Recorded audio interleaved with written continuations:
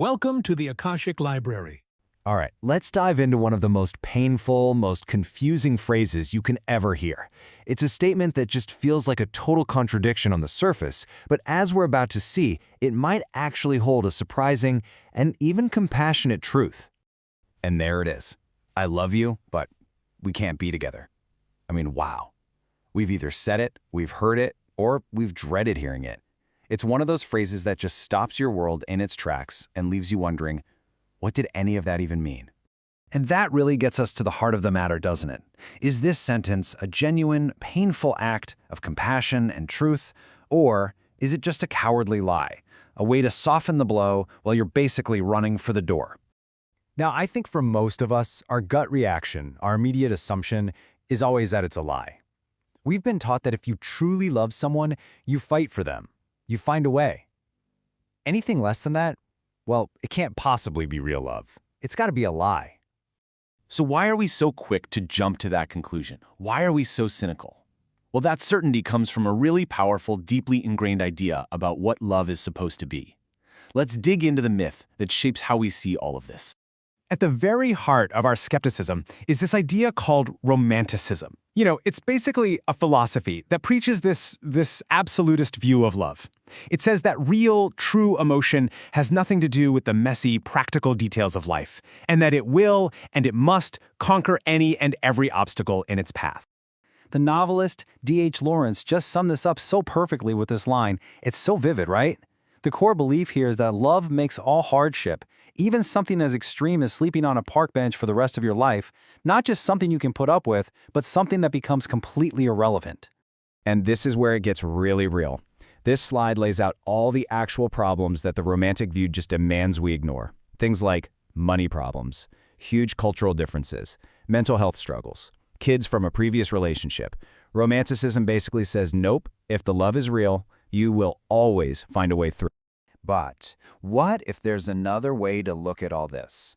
Let's explore a different, maybe more pragmatic philosophy of love, one that doesn't demand that we just close our eyes to reality. See, this other way of thinking, it argues for balance. It absolutely respects our deepest emotions, of course, but it gives equal weight to the practical parts of life.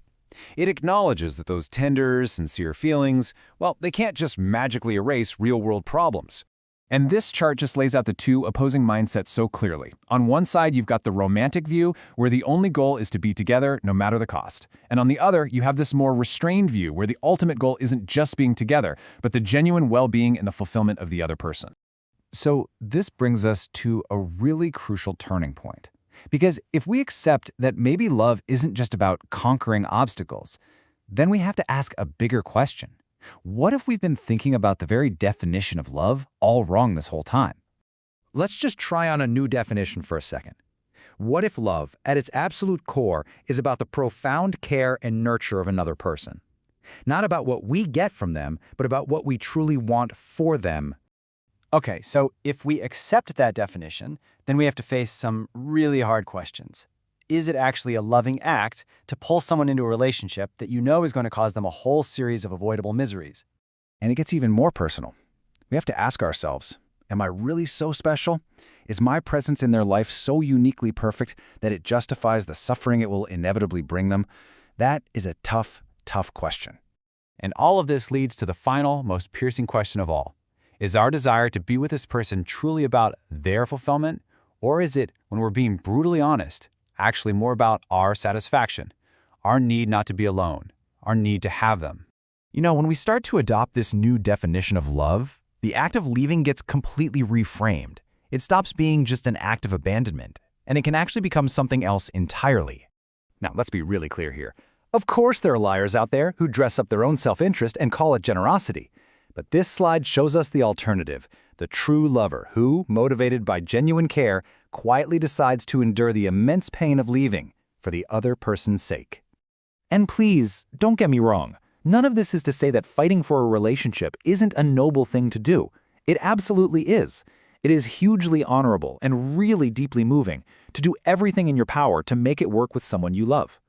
But perhaps, just perhaps, the ultimate expression of love isn't always staying.